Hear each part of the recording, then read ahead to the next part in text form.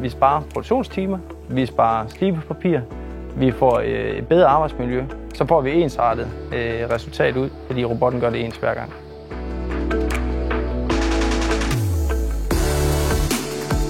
Hvor vi før stod og slæb vores kabinetter i hånden og brugte forholdsvis mange mandskabstimer på det, så har vi fået den her robot, som kan gøre det for os. Operatøren skal bare sætte kabinettet op på en af de 2 pedestaler, der er på hver sin side af robotten, og så klarer robotten egentlig resten. Den skifter selv slibepapir, renser slibepapiret, hvilket i øvrigt også betyder, at vi har faktisk nedbragt vores forbrug af slibepapir, som faktisk er ret dyrt. Og så kører den egentlig selv hele højtaleren færdig. Drejer selv højtaleren, når den skal skifte side.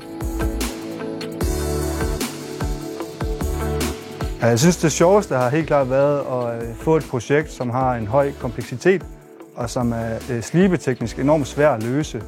Men når man ligesom tager eksperter i forskellige fagområder og kobler dem sammen, så kan man lave noget, der er helt unikt. Jeg synes, at samarbejdet med Lead Robotics har været fantastisk fedt fra vores side af, fordi at de komplementerer Bøltec Automation utrolig godt, fordi vores stærke side er ikke nødvendigvis at lave komplekse robotprogrammer, men er at lave hardware.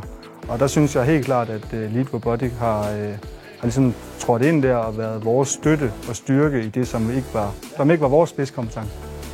Vi har sådan gensidigt udfordret hinanden på løsningen. Så det er ikke bare, at vi har bestilt en færdig robot-slibe-løsning. Vi har været meget med ind over selv og haft et godt samarbejde. Så vi har lært meget om udstyret, som gør, at vi selv kan videreudvikle på det og optimere programmerne og selv lave programmer til nye produkter.